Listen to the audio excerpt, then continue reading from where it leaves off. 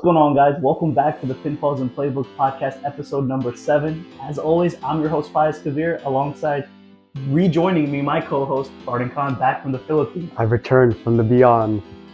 So far, I know you quickly wanted to talk about your trip in the Philippines. Oh, it was, honestly, to all the viewers out there, I highly recommend visiting the Philippines. The islands are really incredible, beautiful waters, beautiful beaches, a lot of good food. You'll have a great time. So if you want a vacation destination, especially you, I would highly recommend going to the Philippines. It's in the heart of Asia.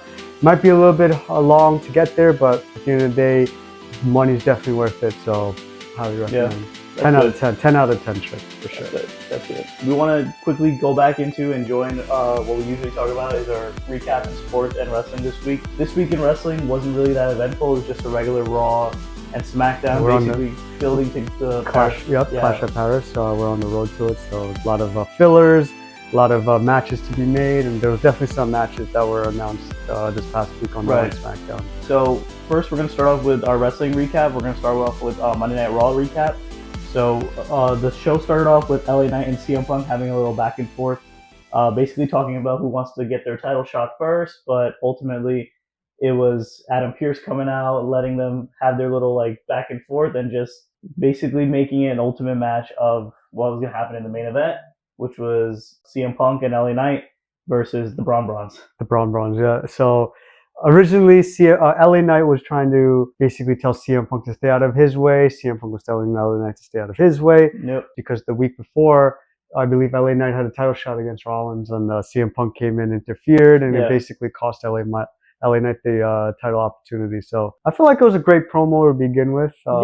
We both know they both have great mic skills. Well, obviously, we know that CM Punk has great mic skills, but I've always felt that LA Knight has that tier to be up there with the best promo givers in WWE. Yeah, but at the end of the day, it's just I don't know, just the way that CM Punk delivers, you just know that he is just up on a different level compared to those guys. It's just Punk just has what it is, like the it factor when it comes to just talking on the mic. Yeah, for sure. And LA Knight, he knows words to say to get the crowd into it. And that's what he's just really good at that point. I want to touch on one thing is the Braun Brawns. I just want to say they're very humorous and they're very comedic. Like, obviously, you have Braun Breaker. He's more the natural, wrestling character that you expect in WWE. And obviously, he was joking around saying, yo, you're 47 years old. You can't even wrestle. Yeah. And Bronson Reed with the Shula Fala. He's collecting sneakers from Roman Reigns. That's pretty funny. What do they call them? The Tribal Thief? The Tribal Thief. The Shula Fala. I think what they got going on is actually really good.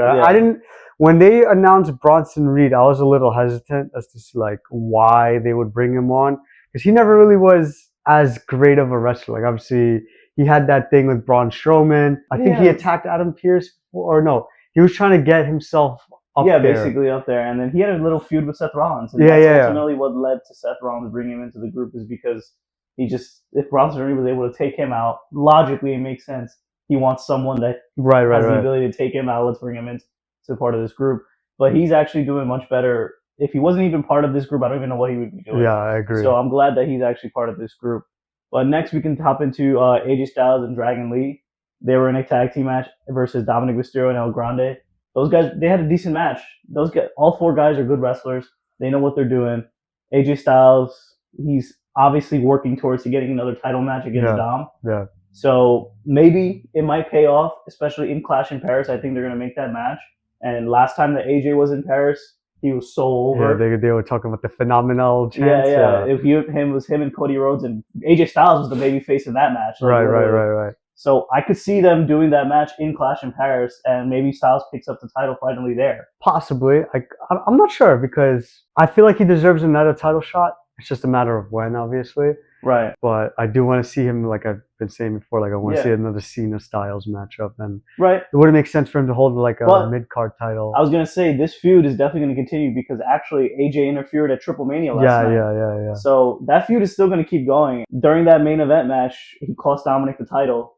So maybe in the revenge, Dominic might pick up the win again over him. But I could definitely see AJ somehow winning this title off of him and just basically putting an end to this feud. I agree. And let Dominic move on to something else. Yeah.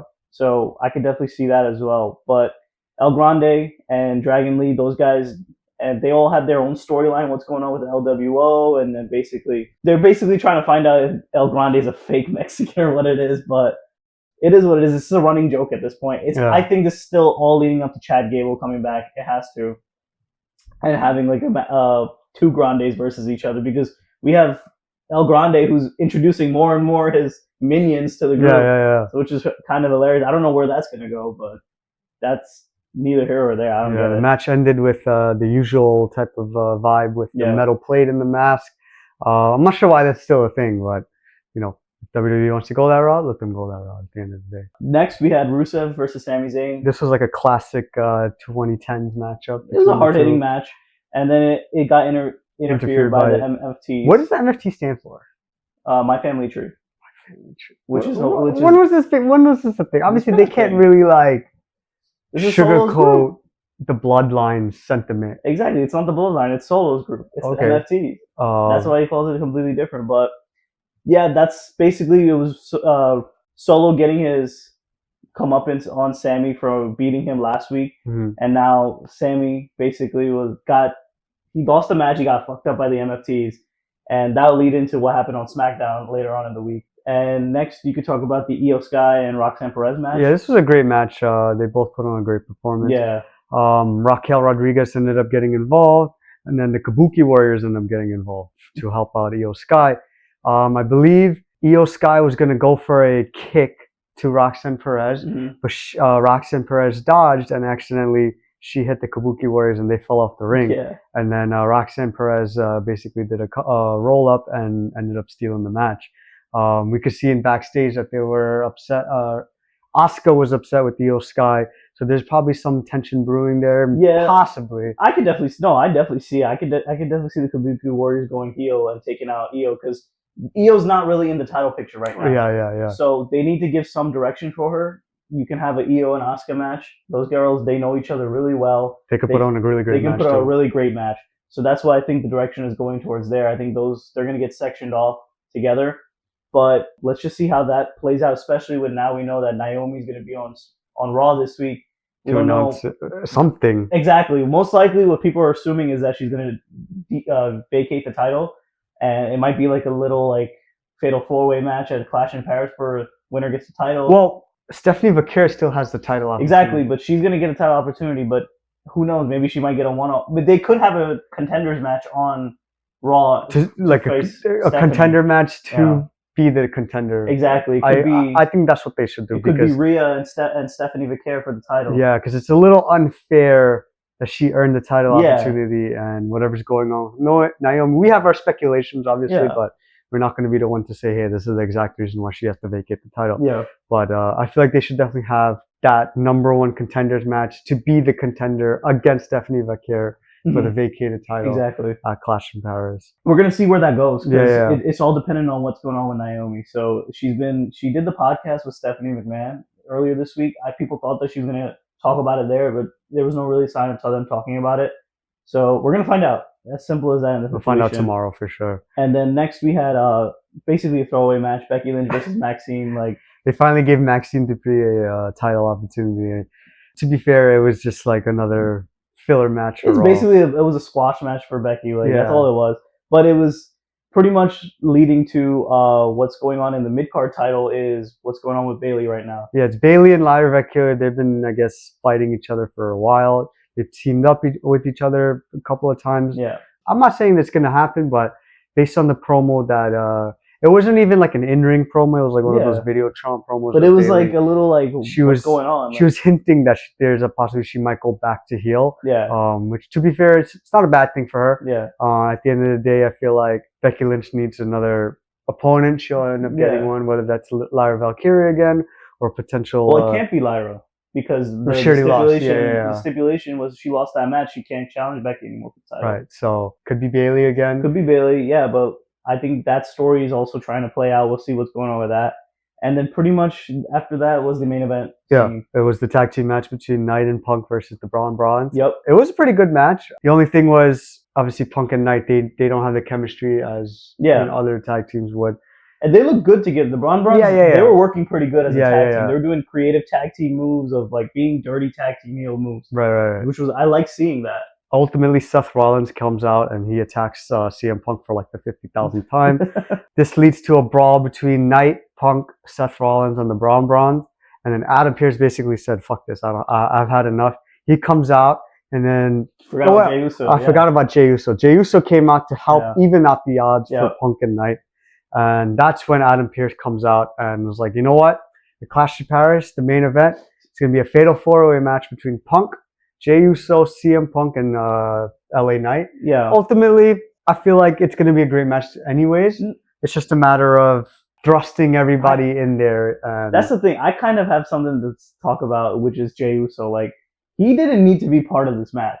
I agree. And the only reason why they put him part of this match is because they want that visual of the crowd entrance. Yeah. And that kind of annoys me that is what Jey Uso is literally being put on these matches for. He's getting used because of his entrance and because of his popularity now. He's a super mid wrestler, just really popular with the fans. So kids love him. Yeah. That's the thing. I guess like, WWE wants to see him as like that face or like one of the faces. Yeah. But at the end of the day, he didn't need to be in this match. He definitely it could have been a triple threat. It definitely should have been a triple threat, but knowing that how interactive the France crowd is, that based on last year and when they were there, they know that Jey Uso was actually one of the best entrances that last year at that France crowd. That entire crowd was going crazy for Jey. I'll bet my next paycheck that Jey Uso does not win this title. We're gonna give our takes or our predictions as the weeks progress because we still are another 2 weeks away. Yeah. But Jey Uso definitely not winning the title. Yeah, I don't think so at all. But that's really it for the Raw recap. We'll jump into the SmackDown recap.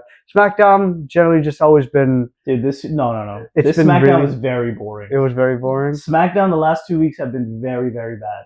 And that's like the overall general consensus for a lot of people. Like, a lot of people have been complaining how they're literally like taking off their Fridays and not doing anything to watch this show, and it's not paying off at all. These shows have been really, really bad on SmackDown. It's all filler crap. It's all nothing. Especially with the stuff that was going on.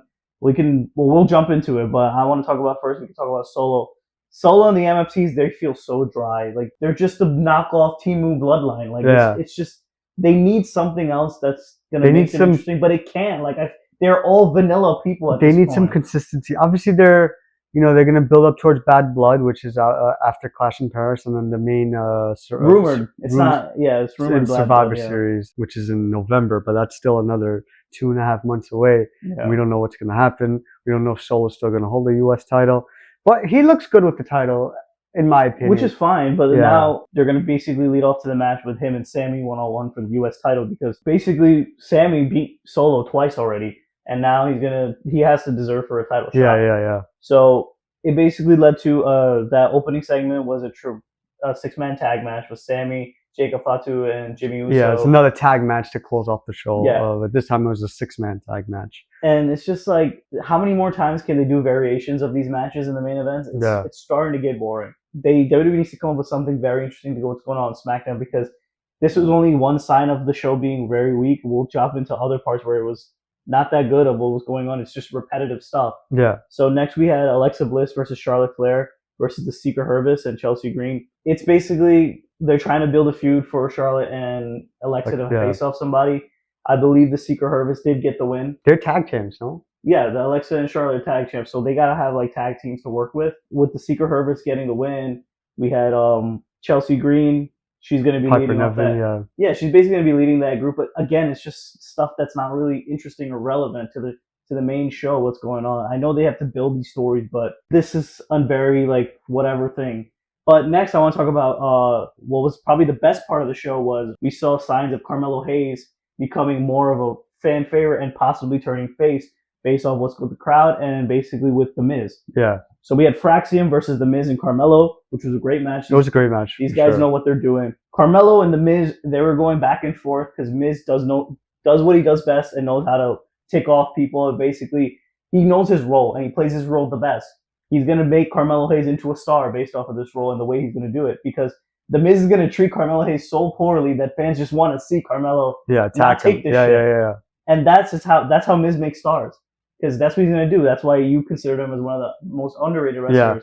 stuff like this is the reason why. Carmelo Hayes definitely has the skill set. Yeah. He needs to work just a little bit on his promo skills. Yeah. But we kind of knew that when he was in NXT, it was basically him and Braun Breaker that was possibly going to be up next. So Braun Breaker is in that role. Right yeah. So this is a chance for him to blow up. We'll see him where it lies. Maybe a mid card title in the future. For sure, I think he definitely fits that type of role where he can win the United States title. Yeah. It's just we need to see a little bit more for him to be able to get to that next step where Braun Breaker can definitely be. But those guys too, both of those guys have been united together, and everybody saw that they both have the potential.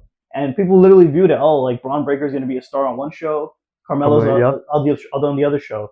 And we have it right now. They're separate. They're on different shows. They're raising Braun every week, and I think Carmelo Hayes is on that path finally, where a feud like this can make him. Maybe he just needed a little push from somebody, and obviously from the company itself, right? But. And Miz is that guy because we all know that Miz has that capability. Exactly. Hence, he's one of the most underrated wrestlers, in my opinion, of all time. Yeah. And then throughout the show, we had Tiffany Stratton. Yeah. She was basically doing nothing. She was doing backstage promos with Jade Cargill and Nia Jax, and basically she already beat Nia Jax. So it's getting very repetitive on that show where there's no such substance, sir. There's no interesting thing that's going on. Obviously, John Cena, Cody Rhodes are expected to be on SmackDown, but they haven't been. That's the thing. What I don't understand is you guys set up the biggest matches, which was John Cena and Brock Lesnar. Logan Paul. Logan Paul. That's your match going to Clash in Paris. Then you also have Drew McIntyre and Cody Rhodes. We'll talk about Drew McIntyre. Drew McIntyre had a great promo on SmackDown. Day by day, he proves how much better of a promo he is versus a few years ago even. Drew's just getting better and better in promos. He basically went through a whole crime investigation about what happened, how he got attacked, and why he claims that Cody Rhodes attacked him and he didn't attack Cody Rhodes, which is great. This is stuff like that Drew's really good at. Are they fighting at Clash? No, right? It's not official yet. Oh. Most likely it will be because Cody Rhodes is out, but Cody Rhodes, he's probably going to be back right before Clash in Paris, maybe making the challenge. But I'm excited for that match because those two have a lot of history going back. They actually won tag team titles together when they were in their first runs. Yeah. Back in 2011 or 20. No, it was before that, even 2009. Before Legacy? Before that, yeah. These guys were tag team champions. So they have a lot of history together. So we're going to see those two get a championship match now where they're two completely different performers from years ago. Yeah. So that's going to be exciting to see. But the thing I was going to talk about is Tiffany Stratton. So back to Tiffany Stratton. That women's scene needs to get a new boost, and I think what's missing is Bianca Belair. Yeah. She's out. Yeah. She's been out for a long time because of her finger injury. Yeah. I think this all literally dates back to WrestleMania. That's how long she's been out. They need her back in the scene so they can have that Tiffany Stratton and Bianca Belair match. And honestly, if they do have that match, you give that title to Bianca again. Because Tiffany Stratton, I'm kind of over the Tiffy time. I'm a little bit over it. I'm kind of fatigued by it, and I think Bianca Belair hasn't been a champion for a while. So you put that title back on her. She can run with that for the SmackDown brand, and that'd be a good match for me. Because I feel like those girls can definitely have a good match together. Mm-hmm. Because Bianca Belair is such a good wrestler that I know she can make Tiffany even a better wrestler. But it's just really stagnant in that division because it's all leading up to Bianca coming back. It's just a matter of if and when. Exactly. Basically. Next, we had DIY and Street Profits. Again, repetitive. Well, the tag team division. So here's the thing. Yeah. I know this is gonna be maybe future long-term storytelling. Excuse me. But I remember there was a promo happening with Solo Sikoa and the MFTs. We could see in the background Uncle Howdy. Yeah, they were all over the show. Yeah. They were just doing that in a bunch of backstage promos. So this is a possible future War Games matchup. We don't know yet. That's terrible. I don't know. I want to see the Y6 in a War Games match. War Games match, you want to see your best stars versus the best stars. That's true. But there's obviously War Games is still another 2.5 months away. There's going to be a lot of build up to it. But, that's just something to think about, obviously. It could be anything. It could be a tag team match with, could be the Tongas versus Gacy and Loomis. Yeah. But we don't know yet. Obviously, we're just speculating. Right. Just because of a simple promo. But we've seen different promos where we could see somebody in the background of that character, and then eventually leads to something in the future. So we don't know yet. But this DIY Street Profit match, another filler in the tag team division. Like, we know like these guys are good tag team matches. Like they're good tag team wrestlers. They're always gonna have decent tag team matches. Yeah. It's just we need something different. I don't know. Maybe it's gonna need another new face or something to get. Sometimes all you need is a new face to get thrown into a division and it mixes things up. It happened with the Motor City Machine Guns when they threw them into the division. It was exciting. It was different for a little bit. Maybe just they need that again because it's just they had that huge tag team TLC match at SummerSlam. After that, it's just like I feel like when you come off of like a major pay-per-view, there's like a lot of things that obviously needs to be built and a lot of things that just die down where you're just like questioning what's next, you know what I mean? Exactly. And the tag team division, that's a big thing where it's they're going to be questioning what is next because of all those tag teams they have on SmackDown. They're stagnant. Like they got to find something different. And they're working on it with the Wyatt Six. They could do something interesting where they could start taking out tag teams every week or make it some way, somehow. Make it watchable, basically. Yeah. Finally, we went to the main event, which was the 6-man tag match. It was your typical 6-man tag match. Just Sammy doing his big moves, Jacob Fatu being over again with the crowd. I think eventually this is gonna. I don't know. For me, I think Fatu needs to get away from this. Yeah. And do his own thing. Do his own thing for sure. But after this Drew and Cody, I can see Fatu somehow trying to get his way into it, depending on who is the champion, because Fatu is face. So if Cody Rhodes is probably going to retain. Cody needs a heel turn ASAP, in my opinion. It's not going to happen anytime soon. Well, only because Seth Rollins is champ right now. Yeah, but it's not going to happen anytime soon anymore because he is that face. People view him as that face. He literally got his torch passed from John Cena. You cannot turn face after you get past the torch from the biggest face of all time. That's true. They're not gonna let him go heel anytime soon. So he's gonna stay in that role. It depends on. I think him and Drew, they can have a nice little feud ending the year. They can even swap. I wouldn't even be surprised like if Drew somehow gets the title because Drew's been wanting this title. He's been saying that he's been screwed over a lot for this title. He has been, which is true. So like, and the thing is, Drew's one of those heels where it's like he's one of those relatable heels because that's his whole thing. He doesn't view himself as a heel. He's like, he views himself as someone that's relatable and someone that just comes to situations with facts. That's why he talks about the Cody Rhodes attacking him because logistically he kind of did. Yeah. Because the match was over and then Cody attacked him. Right. So he just does that. That's his thing now. He doesn't claim himself as a heel. He's someone that just a reasonable person. That's people just hate that he went the wrong way with it. But Fatu needs to get away from this bloodline stuff, I think. But that's the thing. Like, what does Jimmy Uso do? Like, he's nothing without this bloodline stuff. Like, what is he gonna really do? I don't know. And then Sammy, his goal is eventually he's gonna get a world title match. That's his story at the end of the day. But he needs something to do before the Royal Rumble because at the end of the day, I think he's gonna win that Royal Rumble at that. That's what I think the major goal is in Saudi Arabia because he is the number one over person in Saudi Arabia. And I can definitely see them ending the show with Sami Zayn winning the Royal Rumble. So that's the ultimate goal, I think, for him. We'll talk about that when time comes, but I'm not going to agree with that just yet, as of yet. I'm not saying I don't believe, but obviously there's still a month away from that, but we'll see definitely how it goes. Yeah, and then there's some news and notes I want to talk about real quick about, like, in general of wrestling is we have a rumor pay-per-view was supposed to be Bad Blood in October, I believe, because we don't have anything for October pay-per-view wise. Well, technically we don't have anything for September. Yeah. Or do we have another Saturday Night Main Event soon? Or I'm not sure, but I feel like there should be one soon. Yeah. But right now it's just Clash in Paris, and after that, there's nothing really in September or October that I could think of right now at this moment because I definitely know we have Survivor Series. Well, last year Bad Blood was like in the early stages of October. Yeah. So I definitely see there's gonna be they could do it. And then the last thing I want to talk about is there's more and more rumors about the John Cena last match. That's rumored to be on Saturday Night's Main Event in December. A lot of people are having controversy. They don't want it on that Saturday Night's Main Event because of what happened with Goldberg, of them cutting off his promo.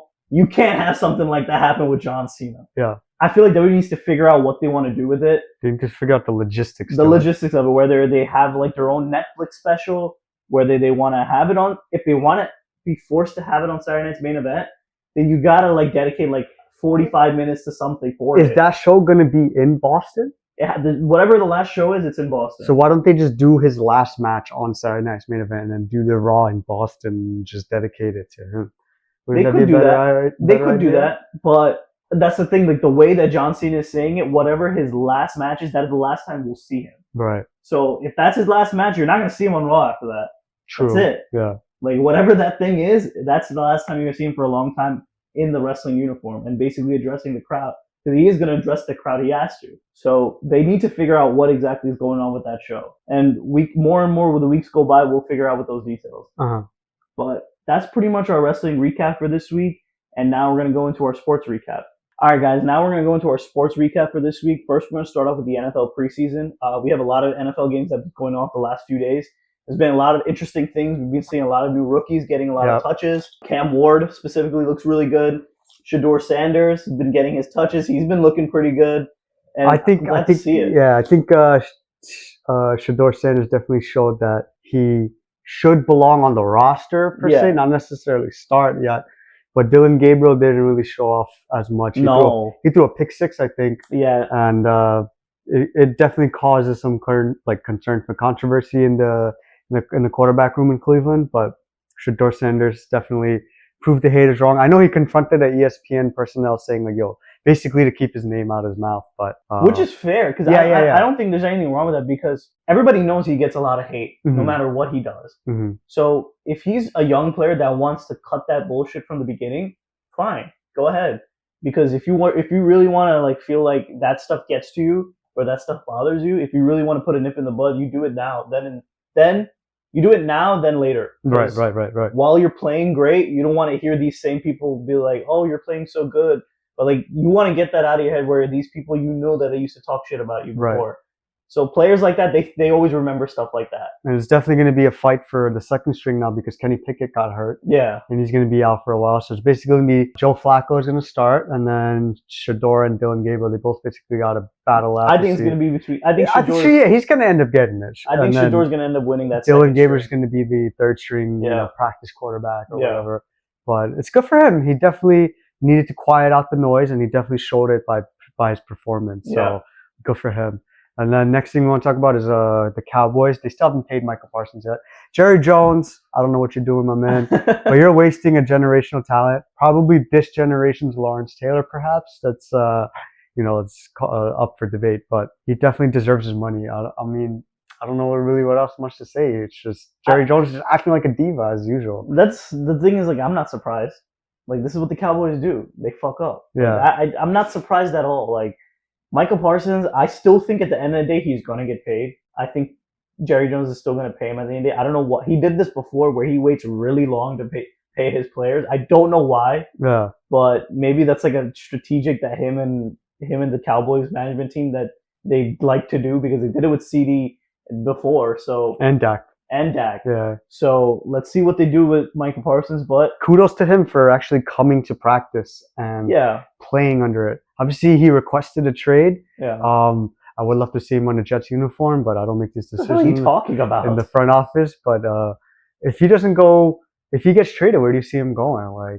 Obviously, a team that has to pay the salary cap to pay him. Yeah, and I talked about it on my last episode where I think he can go. I think he should go to LA, the Rams. You put him on the other side with Jerry Verse. Like that's true, dude. Good luck. That's all I'm gonna say. Good luck on that defense. I think where he could also go is a dark horse is Green Bay. Yeah, I could see that too. Because Green Bay's always had, but Green Bay doesn't get players. That's Nobody what I'm wants saying. to ever go. That's what I'm saying. Green Bay's always been a team that never really paid its players, and they want to build from scratch. And it's not the right thing to do, but if you could get a player like Michael Parsons, it'll elevate your defense because their defense has always been pretty decent throughout the years. And adding Michael Parsons, it just elevates them to a higher level. So Packers, I know you said the Rams. We'll see how it goes. And then one more team I would throw in is the Bucks. Buccaneers? Buccaneers. Yeah. Him and Vita Vea would be a pretty good defensive line crew. Because I think he'll fit pretty well on that team as well. Michael Parsons honestly will fit good anywhere. Anywhere, yeah. It's just that's how good of a talent he is. Yeah, for sure. Next we had Terry McLaurin. He came off the PUP list. So still we don't know. Like the trade talks for him kind of quieted down actually. I haven't heard much about it. Here's the thing. I think Terry McLaurin is a top 10 wide receiver in the NFL. A lot of people could disagree with that. Bottom 10. Bottom 10, yes. Yeah. When healthy, he's a bottom 10 wide receiver. I still can name a few receivers that would take over. I would say a lot of receivers over him too. But in my opinion, if he's right and he's healthy, I think he's a top 10 wide receiver. But he's 30 years old, and I know he wants to get paid. But when you're aging, you're gonna be looked at differently. Obviously, right. Devontae Adams just went through it. Cooper Kupp just went through it.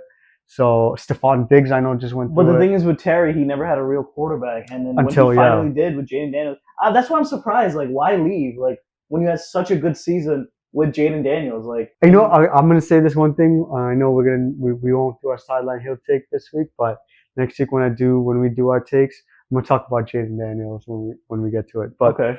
At the end of the day, like, if he wants his money, minimum 3 years is all he's gonna get, really. Up maybe 4. No, I think a team would pay him 4. No matter, like, if a team's really desperate for a receiver, they pay him. But like, they give him 4. Right? But for example, like Garrett Wilson just got 4 years, 120 some million, and they're not gonna pay him that. Yeah, no team's gonna pay him that much. He's looking at best like 20 million per year. Yeah, that's even if the new owner wants to give him that opportunity to get that money. Right. But eventually, they're gonna have to pay Jaden Daniels. So, you know, who knows? Obviously, that's still another 2-3 years away. He'll get his bread, but when you give an aging wide receiver that money, it's just going to be like, what are we going to do with the rest of the roster at that point? You know what I mean? But will he get his money? We'll see how it goes, for sure. All right. And then next, we can talk about our teams. You want to start off with the Jets? So far? Yeah, so the Jets got embarrassed last night against the Giants.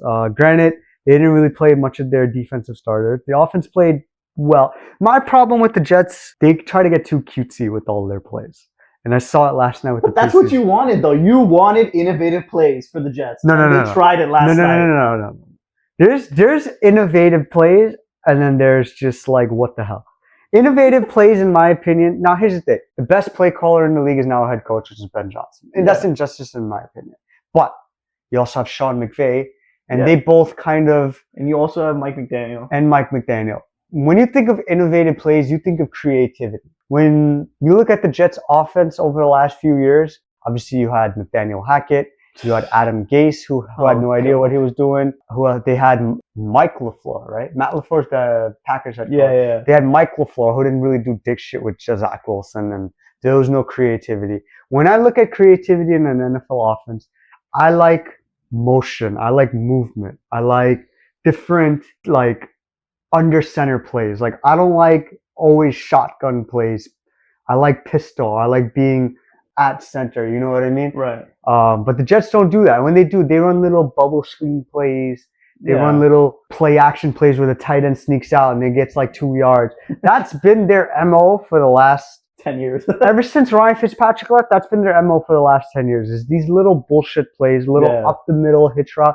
There's no creativity to the Jets offense. And I hope that Tanner Engstrand looks at it and does something to, I guess, change my mind about it. But as of right now, from what I saw, obviously I wasn't here for the first preseason game and it looked fine because they did have the starters out there. Like, we saw Garrett Wilson play yesterday and he had his receptions, but they need to stop getting cute. They need more creativity, more motion, more spread out ball players. Obviously, you know, we have the wide receiver core. Right. We do have Justin Fields throwing them the ball, but you know, you're not going to get Justin Fields to look better if you're just doing all of this stupid plays. Exactly. And at the end of the day, like, obviously the defense didn't really show out. Like, we didn't have the starters out there, so I don't want to hear all of these people saying like, oh my God, Russell Wilson threw a moon ball. Like, bro, Sauce Gardner was not back there. The whole safety crew wasn't back there. You had the second string defense back there. So obviously Jackson Dart looked pretty good, but we all know that Russell or Jameis Winston is going to start for the Giants anyways. But that's just my opinion about the Jets. I know. And then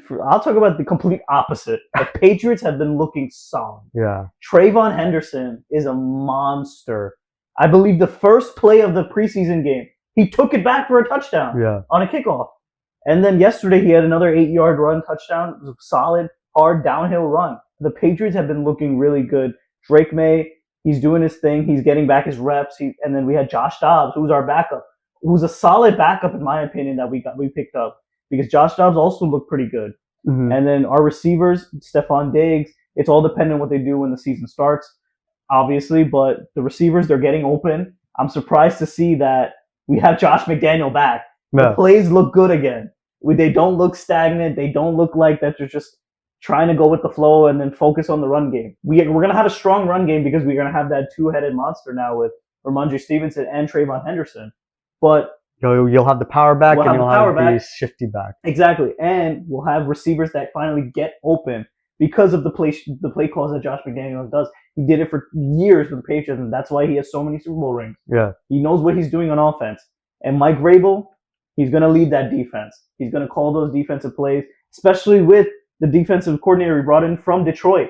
Like, I don't know how much better we can ask for us as a Patriot fan. It's looking very promising.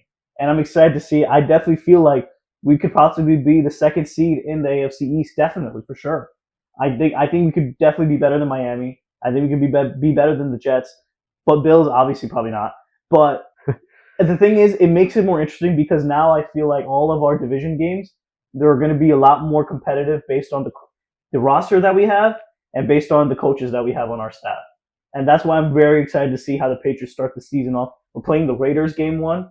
I think we're going to easily get that W. Should be a W. It should be an easy W for us.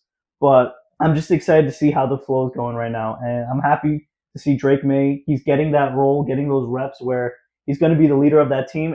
And people have been talking about how they like to play for Drake May. They like to play with him. Like, teammates have been vocal about that. And you love to hear that because, like, when Tom Brady was playing, everybody would always love playing with Tom Brady, but they would also say, like, oh, he's such an asshole because of, that's the thing with, like, if you're an asshole, you're a winner. Yeah. And that's just been proven in all of sports. If you're just, especially with, like, Michael Jordan and Tom Brady, like, those two are the GOATs. And what most people say about them is just they have an asshole personality. And that's why they win. But it's interesting to see that. I'm glad to see that people are saying Drake May in his second year, they feel like he has those capabilities of leading a team and people like playing for him. So I think the Patriots are on up and up. As far as I go, I can't wait to go to a game this year for me personally. I think it's going to be different for the Patriots this year. But now we can talk about it quickly into our fantasy football season is starting again. I know me and Fard have been playing fantasy football for a long time. And we have our own league where we play in, so we're excited when that starts. But we quickly want to talk about some fantasy sleepers that we think might be I'm going to give you guys 2 fantasy sleepers. And I'll give some too, yeah. All right, so my first fantasy sleeper this year is going to be Zach Charbonnet for the Seattle Seahawks. Now, people see him as like that later round pickups and stuff like that, but I feel like if you pick him up right now, he'll definitely like do some justice, especially now that Sam Darnold's over there. Kenneth Walker can be really fragile at times. Yeah. So it's definitely good to have Zach Charbonnet. He had a good year last year. Yeah, for sure. Number 2 sleeper is going to be Braylon Allen on the Jets. We don't know what the thing is going to deal with Breece Hall. There's some trade speculation. But Braylon Allen, he's definitely been showing out at camp. He's been showing out in the preseason. He's poised to have a great year. So I feel like those 2 running backs, you guys should keep your eye out on. If they're available, take them out. They keep them on your bench. Yeah. They'll be like a late, or I would say like mid-season to late season promising studs for you, especially if you're towards playoff contention. So those are my 2 sleepers for fantasy this year. All right. 2 sleepers I would give is one would be, in my opinion, I think the running back from the Titans, Tajay Spears. I had Tajay Spears last year. I think Tajay Spears is going to have a bigger role this season, especially last year based on what he was doing production-wise. With the Titans having a new rookie quarterback, I know that they want to sling the ball because of Cam Ward is a gunslinger with that ball. Yeah. But to be comfortable for the Titans in the beginning, I do think they're going to give a lot more runs to the game. So Tajay Spears, I could definitely see him. I think who's the other running back on the Titans? Tony Pollard. Tony Pollard is their new running back, right? No, he's been there for a while. It's been 2 years, right? Something like that. But I feel like him and Tony Pollard is also known to get a little injured. So Tajay Spears can definitely go motion back and forth to that role. The next fantasy sleeper I wanted to give up to is, I was talking about with you yesterday, is Evan Ingram. I think Evan Ingram is finally poised to have a really good year. I know with the Giants, it wasn't really working. He's always been a solid tight end, just with no quarterback. Now he has a quarterback. Yeah. So I think Evan Ingram is going to finally get some open runs. He's going to get tight end catches like in open field. Right. Because I always think like Evan Ingram is one of those players where if he gets the ball in open field, he can go for a long distance for a touchdown. He's very lanky in that sense where he has also power to him, but he also has some speed to him. Right. So I think that's a good pickup in your tight end. If you need a tight end slot, like if you don't want to draft tight ends early, he's probably going to be there in like the late 7-8 rounds.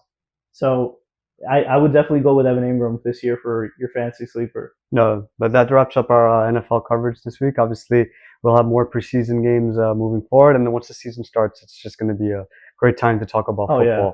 football. Next up, we want to just touch up on the MLB recap. Yep. Zach Wheeler went to the IL. He's probably one of the best pitchers in the league.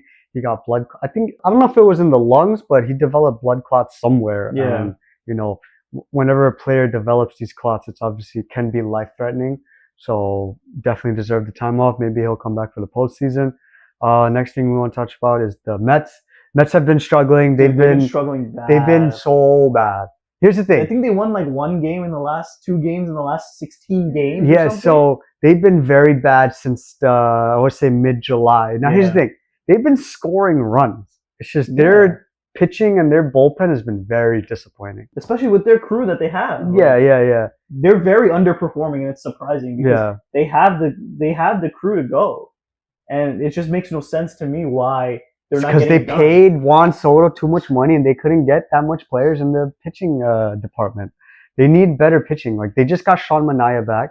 Kota Senga's been pretty decent. Yeah. Drew Peterson's been okay for them. They lost Patrick Blackburn for the season.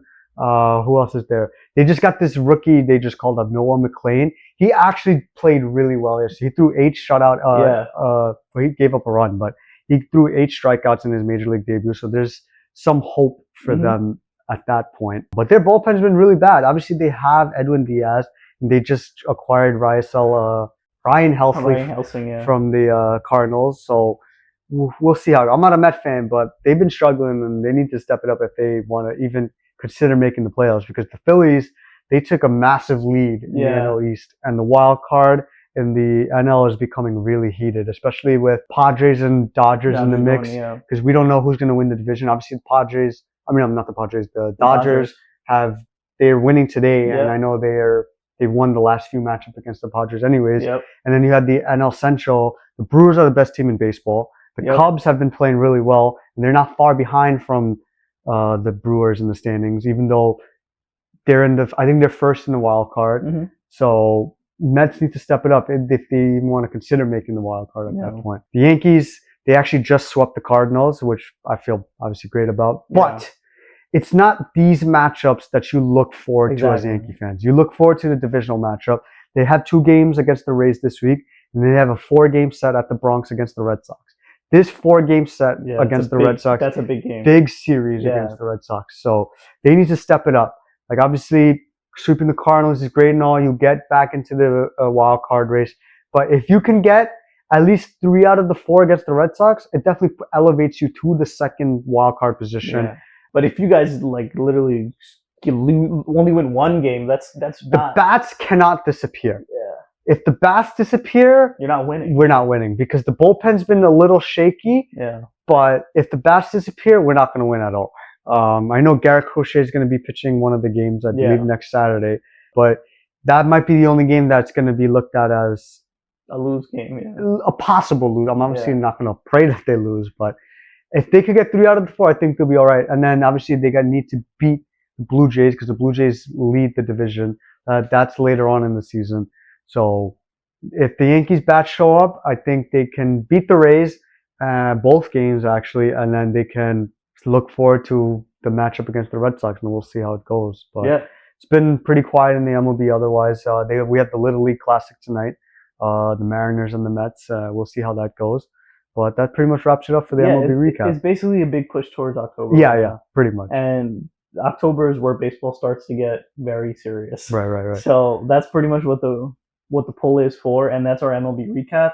Next, we can go into the NBA real quick. We want to talk about their schedule release. We had a few games that look very interesting. So I know you want to talk about it real quick. Yeah, so the games are on Christmas this year. A lot of people, from what I've seen on social media, were questioning the matchups that were on Christmas this year. Obviously, we had the Cavs and Knicks, which is fine. And we had the Spurs and the Thunder. Everybody was like, Spurs and Thunder. Why? But at the end of the day, Victor Wembanyama and Chet Holmgren, they're going to be going on for years. SGA, De'Aaron Fox, I think it's going to be a good matchup. It's going to be a good matchup. I think Timberwolves and Nuggets, always a great matchup between the two. There's no Celtics this year, obviously. You know, the Celtics. And I believe Dallas is playing. They could have done a Dallas-Los Angeles matchup on Christmas. They didn't do that. There's a lot of potential matchups that could have done. Obviously, people were a little upset that the Magic weren't on Christmas. I think the Magic are going to take a very massive step up this year. Perhaps you could see them in the conference finals. We don't know yet. Yeah. But the Magic are missing. I know the Clippers are missing. No, the Clippers, no, they're not on there. Or even the Lakers definitely. Lakers are on there. We don't have the schedule at hand, but it's just there was some controversy as to the matchups played, and you know, it is what it is. Christmas year or Christmas time is obviously for family, and I'm kind of annoyed because I kind of annoyed to see that now I have to watch NBA and NFL. Yeah, it's just like I just don't like it. Like there's too much. It's always going to be a competition, though. I know, but it's just like it's too much stuff to watch.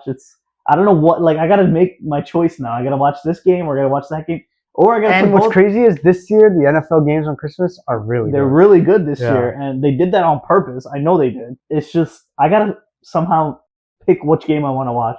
And I can have both up, obviously, but like you're gonna pay attention to one game more than the other. And this year they kind of like forced us. Well, a few years they've been doing this where they kind of force us to pick what you want to watch, is NBA or NFL. But NFL is always gonna win, to be honest, because they're always gonna have the more viewership, and they're on national TV. But NBA is on national TV. Right. So I was just about to say the good thing about NBA this year is we're going to get a lot more sustenance in the sense that there's going to be games pretty much every day on national television, whether that's on ESPN. We have no TNT this year because the broadcast rights ended with TNT, or Turner Sports rather. Right. But they'll be on Prime. If you have a Prime subscription, definitely look forward to that. And as well as NBC and Peacock. Peacock, you're going to require the subscription, but most of the national attention games will be on NBC. And I believe they'll have games on each. They'll have games pretty much every day on each programming, which is great for the league. Obviously, you know, everybody is looking forward to that new broadcast media deal. It raises money for the players in general. So the owners as well. So the fact that we'll have games pretty much every day, get your pocketbooks ready, because I know a lot of people are gonna do their sports betting on basketball this year. But it's great for the league, and you know. It's great for the league. It's also good for these media companies because they're basically built on viewership. Right. And these deals with the NFL and NBA in general, their deals have been getting greater and greater, and they're going to just get more and more exposure, where at this point we're going to have sports every single day to watch, which is obviously for fans, it's great. Yeah. We're just going to see how it goes. I think it's going to be interesting to see NBA back on NBC because it's been a long time since they've been back on NBC. I think, since like the Jordan days, to be honest, I can remember. But let's just see how it's going to be. Next, we want to talk about what we had transpire last night was UFC 319.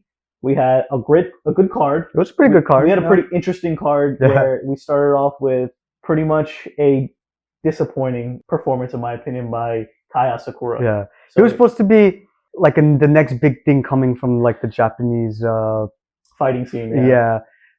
He fought Pantoja in his first fight. I think it was a little too early for him to just get thrusted in against the champion of the division. And we're obviously talking about the flyweight division. Kai Asakura was versing Tim Elliott. It ultimately ended in Tim Elliott winning by submission. And you could just tell right off the rip that Kai Asakura was just... Well, the thing is that in the first round, he looked good. He was beating, and then after a while, But then when Tim Elliott dropped him, that's when he retracted back, and then Tim Elliott with the savvy veteranness to him, he's been doing this for a long time. Where Tim Elliott was fighting for basically a new contract at this point, where Tim Elliott's contract was going to expire. He needed to do something to get this win. He took on the challenge to fight Asakura, where people were still claiming that he could still be that next person up because of his power and how quick and his speed is, but Tim Elliott basically shut that down. Right. Tim Elliott got him into that guillotine. Was it guillotine choke? Guillotine choke, yeah. Yeah, and got the grip on him, submitted him real quick. I don't know where Asakura goes from here. I think he's gonna probably fall even more. Yeah. Well, he's not even ranked anyways, so it's just a matter. He might not end up being on UFC cards anymore. Probably just fight nights. On fight nights, because I think Dana White's kind of like probably like, this guy does not deserve to be on his main cards. Next matchup we had was Michael Venom Page versus Jared Cannonier. This was an entertaining fight, the best way we could say it. We all know that Michael Venom Page is known for his shenanigans, so to speak. Right. It's called he does point fighting. Right, That's right, what he right. is, So MVP dropped Jared Cannonier a few times. Yep. He was basically taunting him throughout the fight. He ultimately won by decision, rightfully so, exactly. because he was the better fighter all throughout. That's the thing. Like, it's just people in that division. If you're not able to figure out a game plan for him, you're not going to win that Right, fight. right. You need a game plan against MVP. That's the thing. And it looked like Jared Cannonier, he wasn't following any game plan. No. He was just trying to go in there and try to knock him out. Yeah, he was just trying to go guns blazing. But the thing is, like, he couldn't reach him. Right. He tried so many times for power shots, and he just looked silly by MVP just falling back. And Cannonier was almost like falling down by just trying to hit him and not properly trying to figure out how much power he should use against him. And that's the thing with MVP. Like, he's going to keep going up in a division where he might even be in contender for a title fight or be like whoever the next person is up in that division for a title fight, because I think he's still like in between of what division he wants to be in. He should fight Derridier. Yeah, he could. He could be fighting him, but the thing is, like, he doesn't know what division he wants to be in yet. Oh, this was a middleweight fight though. Right, but he wants to also go down to welterweight. Oh. So that's the thing. Like, he said, he doesn't know what's the best. He's gonna take whatever the best name is for him, and then because he'll just be able to cut back and forth with him that way. And then Jared Cannonier, I think like, he's just washed basically. At this point. Yeah, like he's probably gonna have like, I feel like one or two more matches and then just call it quits. Yeah, I think it's just at that age where he kind of had his chance to go for a title. He lost. Yeah, but now it's just it's the thing. Like, some UFC fighters, they have a ceiling, and that's probably going to be his ceiling. I don't think he's ever going to get a title again or even a title match, in my opinion. But it is what it is. But next we can talk about Carlos Prates versus Jeff Neal. Yeah, Carlos Prates KO'd Jeff Neal, hit him with a spinning elbow. It was disgusting. It was a disgusting spinning elbow. But these fighting nerds, man, they're pretty good, bro. All of them are really good. All of them are really good, and they train hard together. Yeah. They work hard together. And the funny thing is with Carlos Prates, he's one of those fighters where his whole thing and shtick is that you can go out and do whatever you want, eat whatever you want, smoke, drink whatever the hell you want, and still perform at a high level. That's his thing. I love that mindset because it shows that you can be yourself. Yeah. At any given moment. You know, we saw him smoking in the press conference, which is fine. Like, do you, bro? Like, at the end of the day, if you can go out there, do your job, it doesn't matter what people say at the end of the day. Yeah, because like a lot of people are saying, like, obviously you don't want to do stuff where it's gonna alter your fighting. Right. You don't want to get popped for any drug test or whatever it is. But if you want to enjoy yourself, where nothing's wrong and nothing's illegal about it, and you're just doing what you can do and still performing, there's no issue with me on that.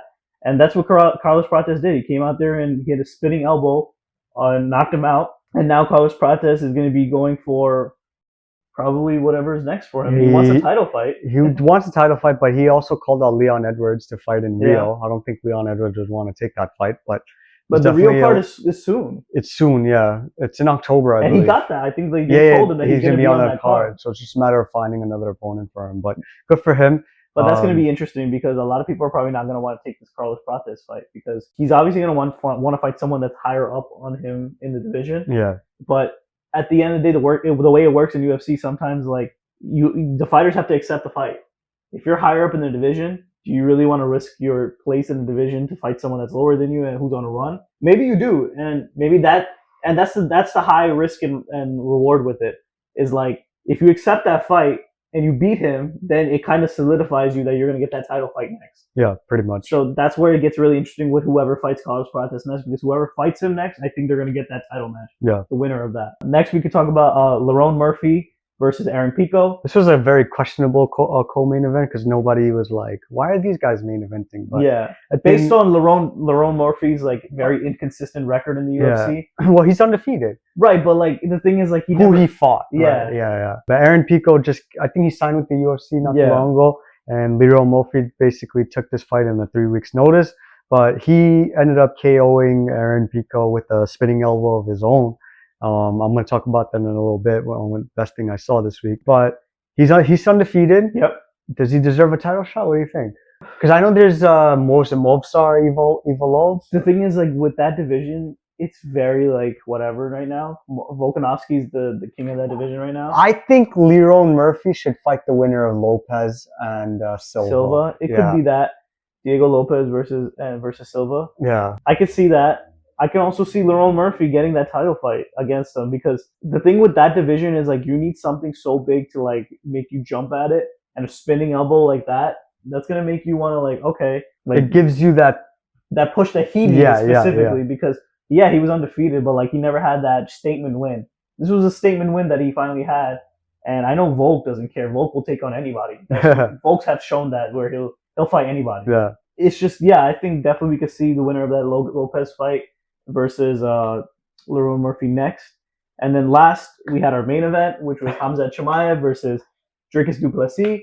And this was actually considered one of the most hyped main events in a long, long time. Yeah. Based on the build, based on the pay-per-view, who's fighting, yeah, and based on the viewership and everything, like the views on social media, it's been getting a lot of attention. Yeah. It's because, finally people wanted to see Khamzat Chimaev in that title picture, what people expected him to be a long time ago. Yeah. But because of like health situations and whatever the case may be with the UFC disputes or whatever, he's finally in that role, and everybody wanted to see what he finally did with it, and we finally saw what he did with it. Yeah, basically, we know that Khamzat Chimaev is known for his grappling capabilities. That's basically all he did. It was perhaps 23 and a half minutes of him just leaning against DDP. We know that DDP has the capability to be on the ground, but when you're up against somebody that's known for that and has like... And he's on a different level. Yeah, he basically dominated the whole fight. I had him on the ground for 23 minutes or so. And the one time that DDP had him up top, I feel like Khamzat knew that if he was in a sparring battle against DDP, he wouldn't have won. That's why he had to keep him on the ground most of the time. And sparring battle as in like up feet? Yeah. Feet up, yes, okay. Standing up. There was a point where DDP almost got him into a guillotine. Yeah. And we thought maybe that was the side of the time, but no. Khamzat basically solidified the victory, and he won the UFC middleweight championship. Rightfully so. Yes, he did most of the work. He kept him on the ground. Yeah. Landed a lot of hits on him, even though it wasn't really like... He couldn't, but the thing is, like, DDP could not get him off. Right. That's what Khamzat did. He basically put him in a crucifix all the time he wanted. He got to any position he wanted any time. He was just biding his time where he was playing position and leaning on him and draining Dricus the entire match. No. And that's what this is what these fighters do, especially from that area of fighting. They want to take you down. They want to wrestle you until you get tired, because they know that their conditioning is better than yours. They know that they can do whatever they want and basically ragdoll you around if they want it. Also, a lot of people are questioning how long Khamzat would last, and clearly he showed last night that he wrestled for 5 rounds. Yeah, he wrestled for 5 rounds, and that obviously takes a lot of toll out of the wrestler anyways. But people used to clown Khamzat because, he's not going to last 5 minutes with Dricus, but he definitely showed out yesterday. Yeah. And rightfully so, he deserved the UFC middleweight championship. And the thing is, like, Dricus is also known for having a good ground game too, but like, there's levels to it. That's what it is. Yeah, what they should do next is they should do a rematch. You think there should be a rematch? There should be a rematch. I don't think so. That was such a bad performance by Dricus. Yeah, but you can't really blame Dricus Dricus had to have known that this was going to happen. That's what I'm saying. Like, why? How can you can't justify a rematch if you got beat?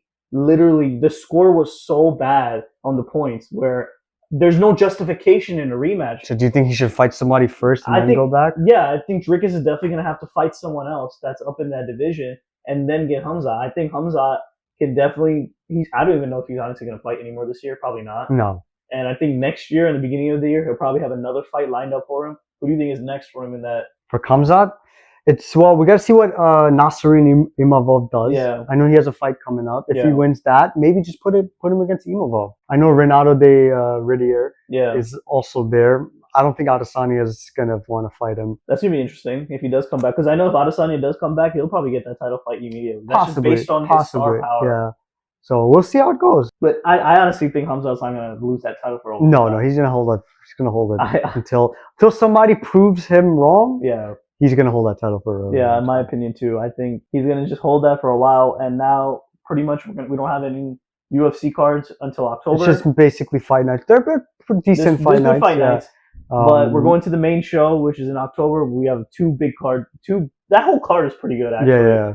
But the 2 main things are going to be obviously Merab and Sandhagen, which is probably going to be a Merab washing. Yeah, and then Pereira and Ankalaev. Can Pereira really overcome Exactly. The the wrestling. ghost that he saw against Ankalaev. But we'll see how it goes, because my favorite fighter is Pereira, and he deserved that title, to be honest. But we'll talk about that as time progresses. All right, and that's pretty much our sports recap for this week. And now we're going to go into our best things that we saw this week. All right, guys. Usually what we do is we talk about our best things in sports or wrestling this week. But to be honest, there wasn't really much eventful stuff in sports or wrestling this week. So this week we're going to talk about the best things we saw this in our week personal lives. in our personal lives. So Farna, I'll let you go first. All right, so yeah, obviously most of you, now that you guys know that I just came back from the Philippines, it was a spectacle to be there. What you might think about the Philippines, I would say prove yourself wrong until you go there.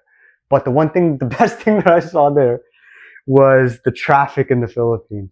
Now, we as New Yorkers, we complain about traffic here because it's bullshit, in the sense that there's so many lights.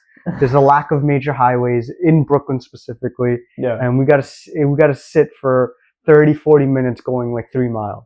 Now, when I was in the Philippines, the traffic there, first of all, in the major streets in the Philippines, there's lights only on the major intersections, right? Okay. When you go more inside of the city, there's no lights. But what you see over there is traffic people just guiding traffic, and they have like a timer when traffic goes down. That's not even the worst part.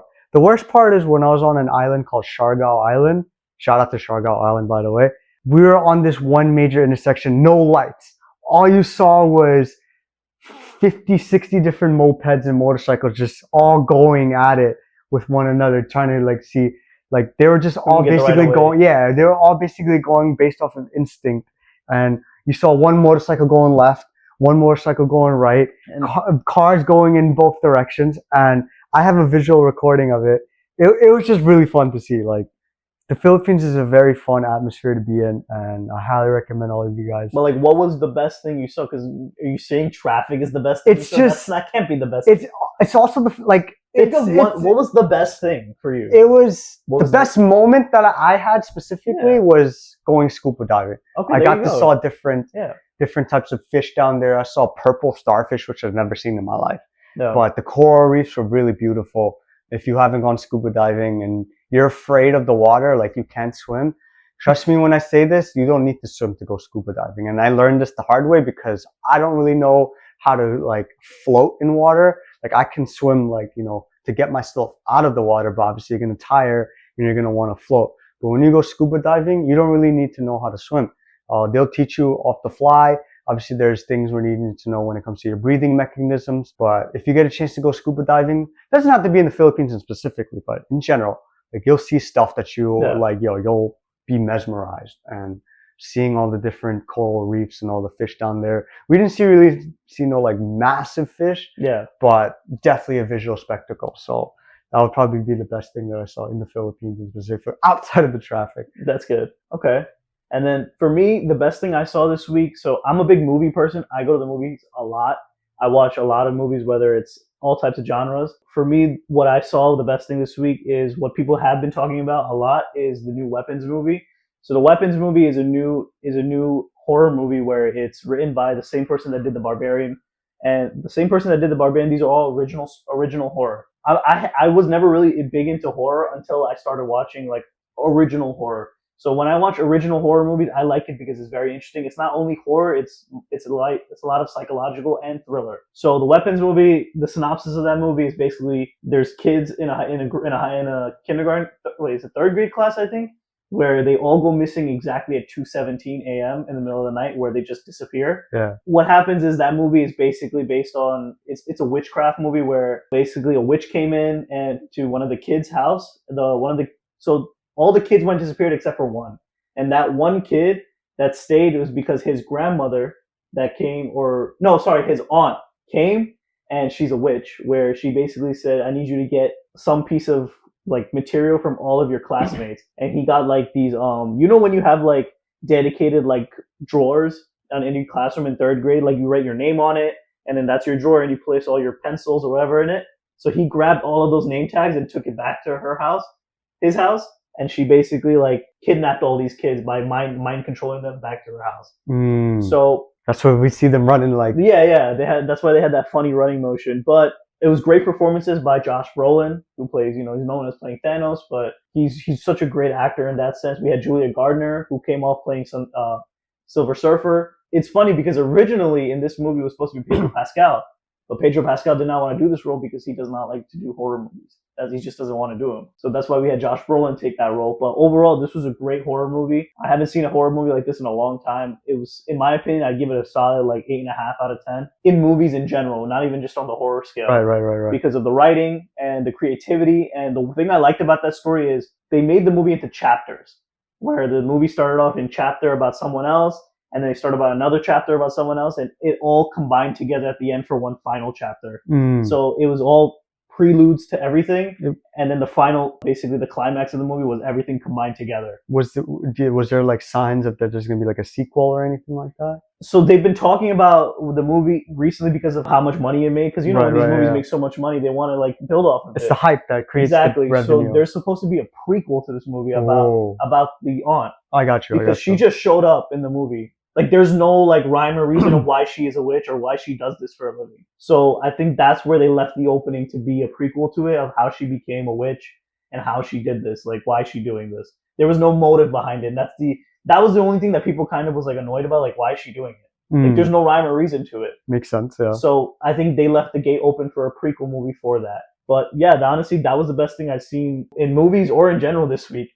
But now, that's pretty much the end of our episode this week. Thank you guys for joining us for episode 7. Next week, we'll be doing episode 8 for the Pinfalls and Playbooks podcast. As always, we're going to be talking about our usual what's going on in sports and wrestling.